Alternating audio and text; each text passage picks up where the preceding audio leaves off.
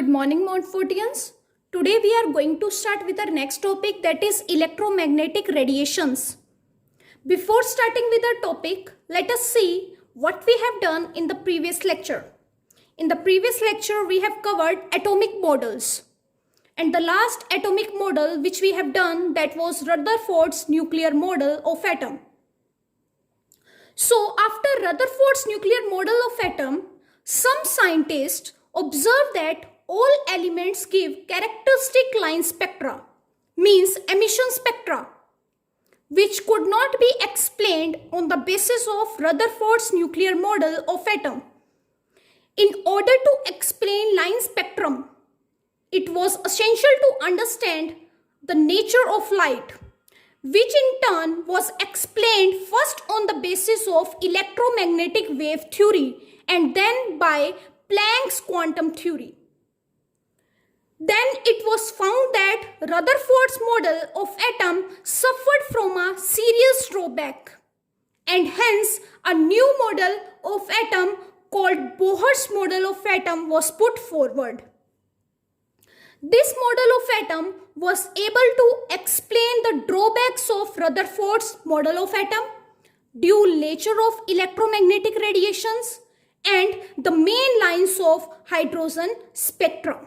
So now let's start with the brief discussion of the above developments one by one. First of all, let us see what is electromagnetic radiations. Electromagnetic radiation are the waves which are formed as a result of oscillating magnetic and electric field, which are perpendicular to each other and both are perpendicular to direction of motion or direction of propagation. As you can see in this diagram, electromagnetic radiation have electric field component and magnetic field component. This is an electric field and this is an magnetic field. They both are perpendicular to each other and also perpendicular to the direction of propagation. Direction of propagation means axis along which the wave travels. Axis along which the wave travels. These waves do not require any medium and can move in a vacuum, unlike sound waves. As you know, light is a form of radiation and will travel in the form of wave. If it will travel in a form of wave, then it will have wave characteristic. The various wave characteristics of a wave are: first characteristic is amplitude. Amplitude is the height of the crust or trough of a wave, and its unit is meter. Second is frequency. Frequency is denoted by nu. It is the number of wave passing through a point in 1 second. Number of wave passing through a point in 1 second. Nu is equals to 1 upon T and its unit is hertz or second inverse. Third is time period. Time period is the time taken by a wave to complete one vibration is called time period. Unit is second. Fourth is velocity. Velocity is represented by c. It is the distance traveled by a wave in 1 second. So its unit will be meter per second. It is important to note that in vacuum, all types of electromagnetic radiation travel at a same speed, that is 3 into 10 raised to the power 8 meter per second, and it is known as speed of light. Fifth is wavelength. Wavelength is represented by lambda. It is the distance between two crust or two trough, and its unit is angstrom, and 1 angstrom is equals to 10 raised to the power minus 10 meter. Next is wave number. Wave number, it is the number of wavelength per unit length, and wave number is equals to 1 upon lambda. Its unit is meter inverse. Now, let's see the relationship between velocity, wavelength and frequency. As you know, velocity is distance upon time, that is distance traveled by the wave in 1 second. Velocity is represented by c, distance is represented by lambda and time is represented by t. As you all know, frequency is 1 upon t. So I can write c is equals to lambda into frequency. This is the relationship between velocity, wavelength and frequency. Now, as you know, frequency is c upon lambda and 1 by lambda is equals to wave number. So I can write frequency is equals to c into wave number. And this is the relationship between frequency, velocity and wave number. And from this expression, you can say wavelength and frequency are inversely proportional to each other. Means if wavelength is more, frequency will be less. It is important to note that different types of electromagnetic radiation differ only in their wavelengths and hence frequencies.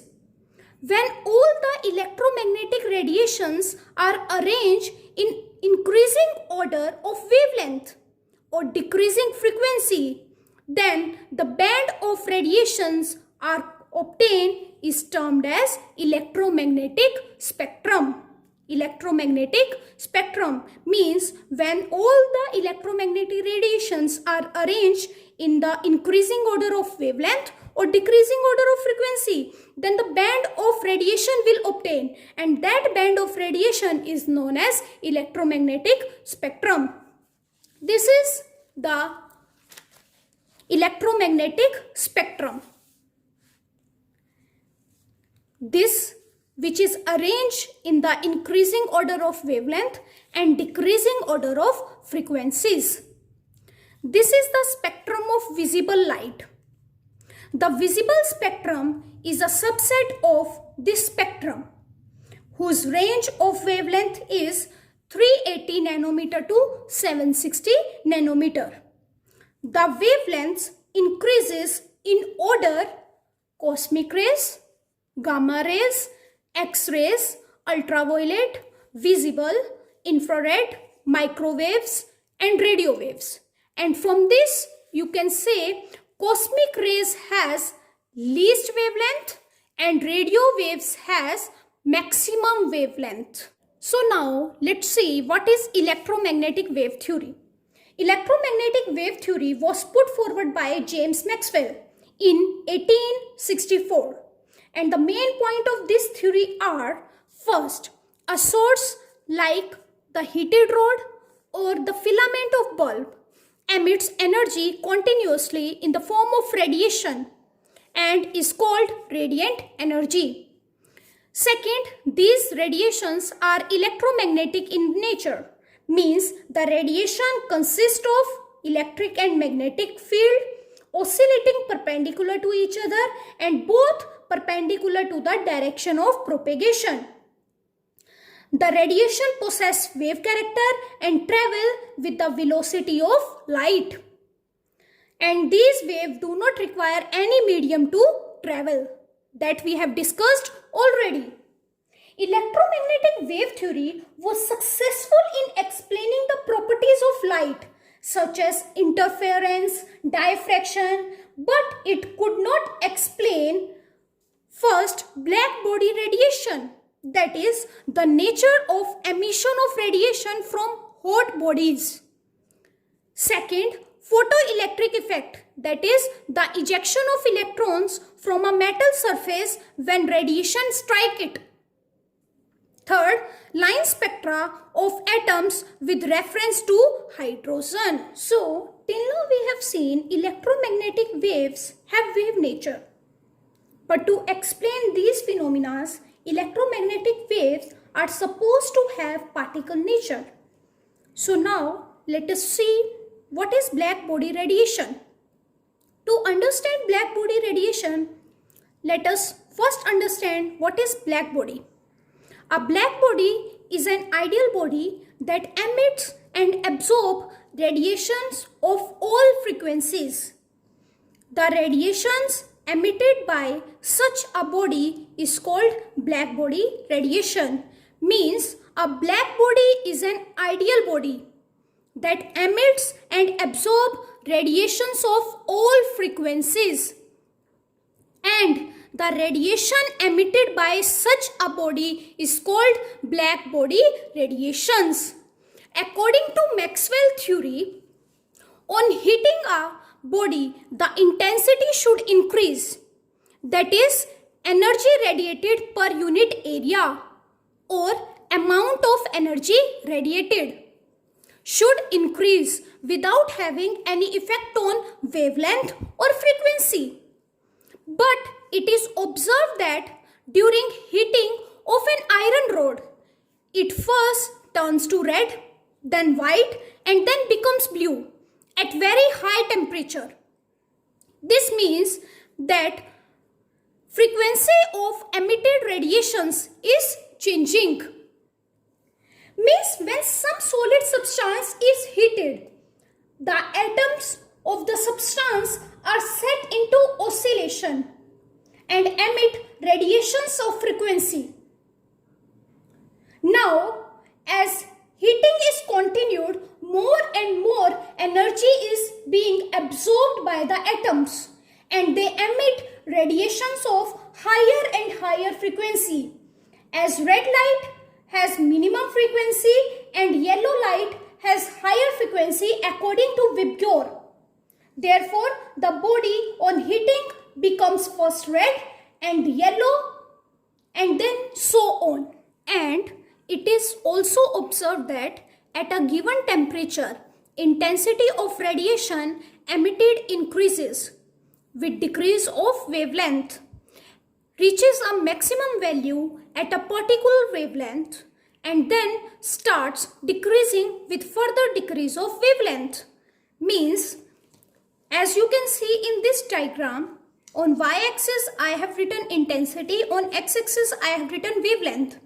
As we will decrease the wavelength, intensity of radiation increases and reaches a maximum value at a particular wavelength and then start decreasing with further decrease of wavelength. Second phenomena is photoelectric effect. When radiation with certain minimum frequency, that is nu naught, strike the surface of a metal, the electrons are ejected from the surface of metal. This phenomenon is called photoelectric effect and the electrons emitted are called photoelectrons. Means this is the metal surface and when radiation with certain minimum frequency, that is nu naught, strike the surface of metal, then electrons are ejected from the surface. This phenomenon is called photoelectric effect and the electrons which are ejected are known as photoelectrons. It has been observed that when light of sufficient energy is allowed to strike the surface of metal, electrons are ejected, which moves towards the detector, and then emitter started showing reading, which means current is flowing. And by observing the amount of current flowing, the kinetic energy of electrons can be determined. However, some facts are observed about the photoelectric effects. So, first observation is the electrons are ejected from the metal surface as soon as the beam of light strike the surface. Means as soon as the beam of light strike the surface, electron will eject, and the moment will stop the beam of light, the electron will stop ejecting.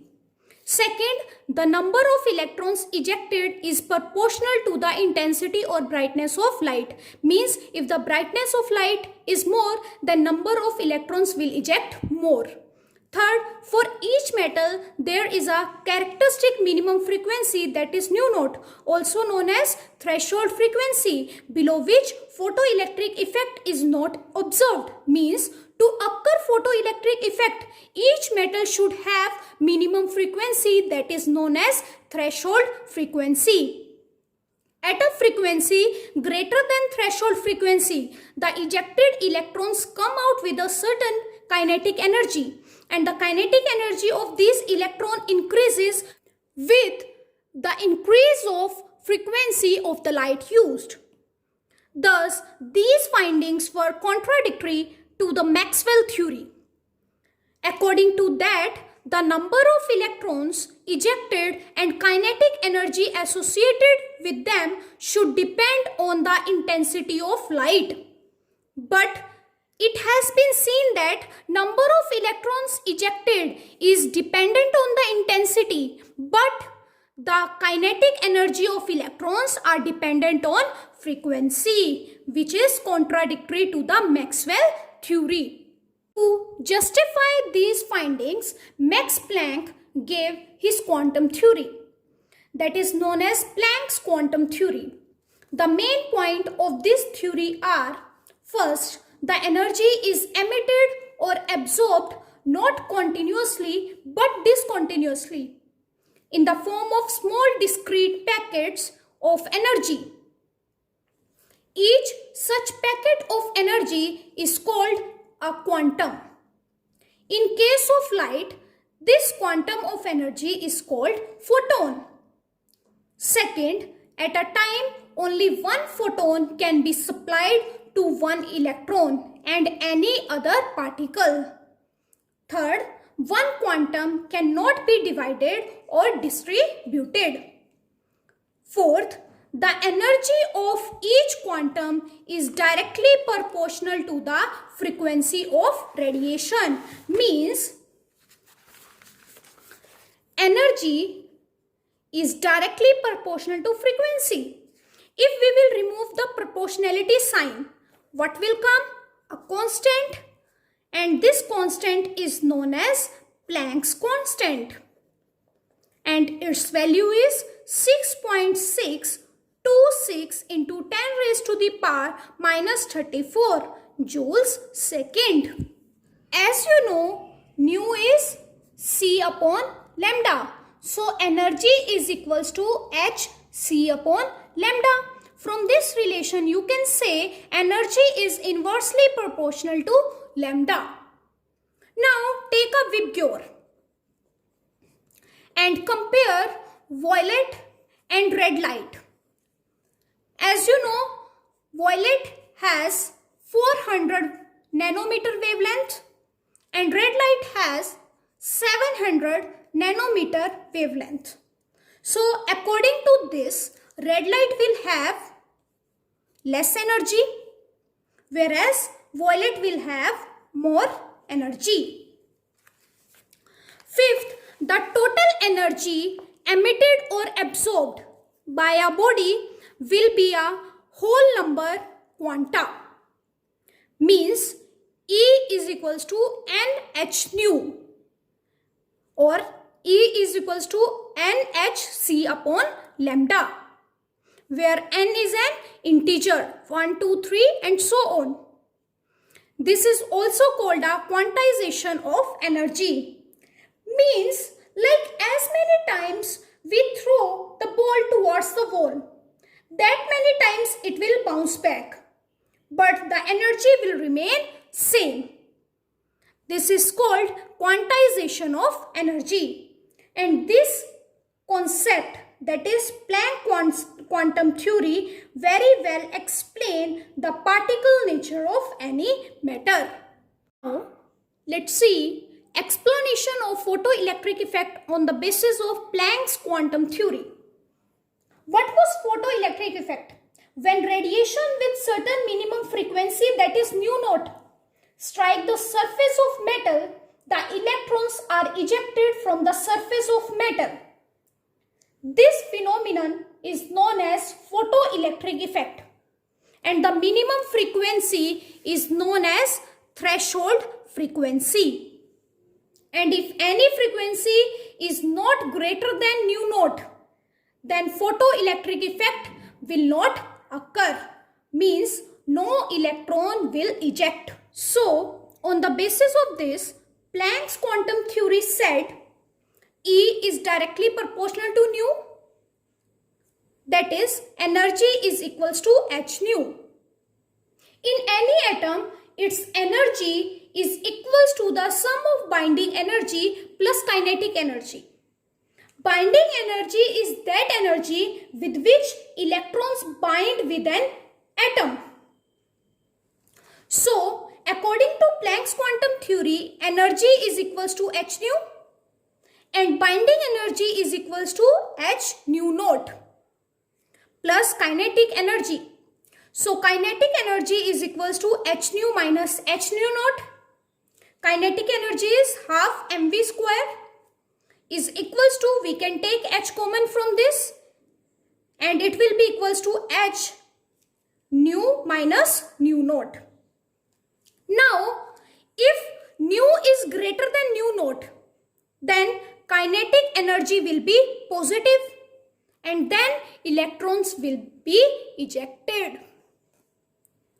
If nu naught is equals to nu, then kinetic energy will be 0. Electrons will try to eject, but due to kinetic energy is 0, no electron will eject. If nu is less than nu naught, then kinetic energy will be negative and at this time no electrons will eject. So, we can say when the frequency is greater than nu naught, then only electrons can eject or then only photoelectric effect will occur. Here we have used one more term, that is h nu naught, which is known as work function, which is represented by nu naught. Work function or energy can be expressed in electron volt. So, 1 electron volt is the energy acquired by an electron when it is accelerated through a potential difference of 1 volt. So, 1 electron volt is equals to 1.6 into 10 raised to the power minus 19 joule. So, from the above discussion, we can say some properties of light like interference, diffraction, etc. can be explained only if we consider light to have wave nature, whereas some other properties of light or any other radiation such as Blackbody radiation and photoelectric effect can be explained if we consider light to have particle nature. Thus, we can say light is said to have dual nature. Now, we have studied that the electromagnetic spectra consist of radiation of different wavelength and frequencies. An instrument used to separate the radiations of different wavelength or frequencies is called spectroscope. Bohr model is based on atomic spectra. Therefore, before moving further, we will study what is spectrum.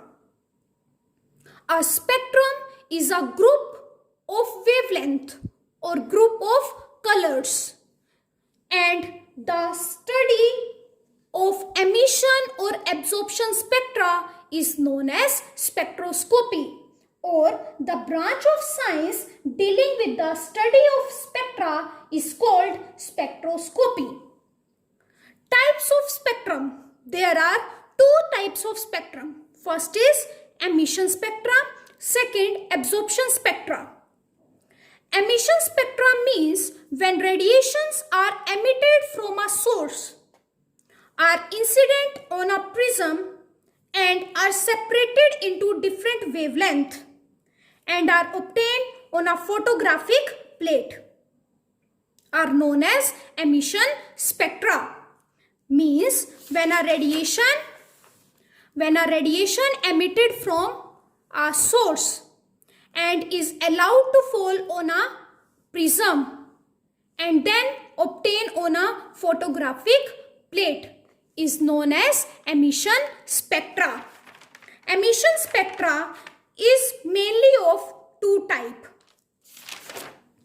First is continuous spectra, continuous emission spectra. Second is discontinuous emission spectra. Continuous emission spectra is that when there is no gap between various wavelengths, that is, one wavelength or color merges into other. Like in this diagram, you can see one color is merges into other. Means like in Vibgyor, one color is merges into other. And discontinuous emission spectra is that in which wavelength or color go missing from a group that leaves a dark spaces in between, giving discontinuity to the spectrum. As you can see in this, no continuous spectrum is obtained, but some isolated colored lines are obtained on the photographic plate, separated from each other by dark spaces. This spectrum is called line emission spectrum or simply line spectrum. Each line in the spectrum corresponds to a particular wavelength. Further, it is observed that each element gives its own characteristic spectrum, differing from those of the other element. For example, sodium always gives two yellow lines corresponding to wavelength 5890 and 5896 angstrom. Hence, the spectra of the elements are described as their fingerprints differing from each other, like the fingerprints of the human beings. And line spectrum is also known as atomic spectrum. Why? Because line spectra are obtained as a result of absorption and emission of energy by the electrons in the individual atoms of the element. Hence, the line spectrum is called atomic spectrum. Second type of spectra is absorption spectra.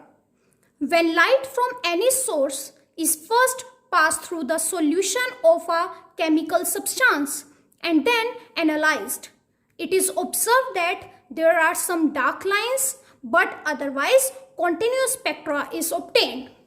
Means, as you can see in this diagram, when the light from any source is first passed through the solution of a chemical substance and then analyzed, then some dark lines are obtained with the continuous spectra. This show that the wavelength absorbed were same as were emitted in the emission spectra, and the spectra thus obtained is therefore called the absorption spectra. Bohr studied the atomic spectra of hydrogen, and based on that he proposed his model, which we will discuss in the next lecture. That's all for today. Have a nice day ahead.